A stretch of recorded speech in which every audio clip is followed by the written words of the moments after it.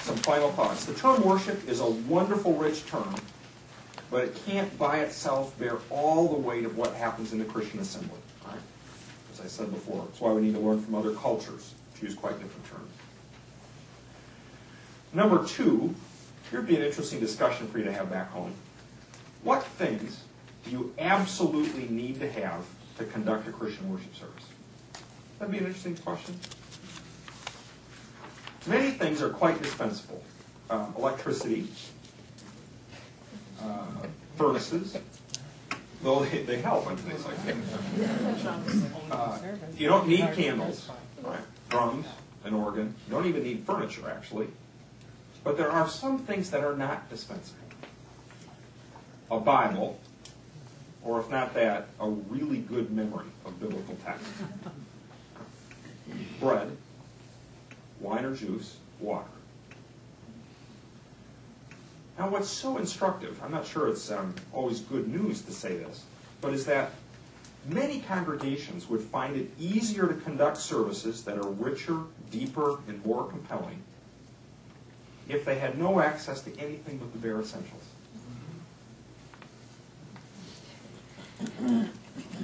And then three, in many ways, the lessons, these basic 10, they're not just Worship 101. They're 201, 301, 901, right? We never catch up to them. Right? Veteran worship leaders, pastors need them as much as rookies. Our own worship worldview, our own lived theology of worship, it's a little bit like a car that needs an oil change, right? We need to return to these basics time and time again. Because by our own nature, we're inclined to skew them, to let little astigmatisms creep in. And simply having the time to sit with them and to refocus our own minds and recalibrate our own souls is so crucial. If you don't know them already, two wonderful, wonderful article-length discussions of worship. N.T. Wright's wonderful book, Simply Christian. It's a basic introduction to the Christian faith. It has a single chapter on worship. If you wanted to bring a discussion of Worship 101 to your worship committee back home, or to prime your own pump for the teaching work that you might do, or the preaching you might do. And second, Deborah Rienstra, the book is So Much More, an invitation to Christian spirituality. It's an introduction to the Christian faith written with a lot of narrative content, very accessible. The chapter on worship is terrific. She's presenting today as part of this year's conference. And some other resources you'll find. Any quick question? Our hour is wrapped up, but let's just briefly. In regards to worship being formative, Dallas Willard said something yesterday that struck me, something to the effect that as worship leaders, we're called and responsible to battle this externalism in our congregations. He even said, be careful what you sing. It can be another way of taking the Lord's name in vain if you don't mean the words. How do you balance that as a worship leader? Because I hear what you're saying as well as worship being formative. Yeah, so I think the worship is formative would be something Willard would love, right? I mean, his whole project, all right, through all his books, is the formation of Christian character. But it does strike me that what he's talking about there is another big danger, which was something I want to call sort of worship on autopilot, right? The song goes on the screen and everybody sings it. And it does strike me that there are ways of saying ahead of time, I mean, even introducing a song by saying, the song we are singing, that we are going to sing next, in a way is impossible for any of us to fully understand or comprehend. I mean, even that little framing sentence would, I think, get people out of automatic pilot mode.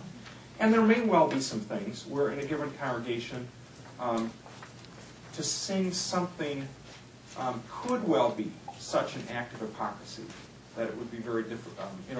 To speak an act of prayer, Lord God, we are completely committed to anti-racism, when you know it's not true, right, would be something I would definitely want to resist.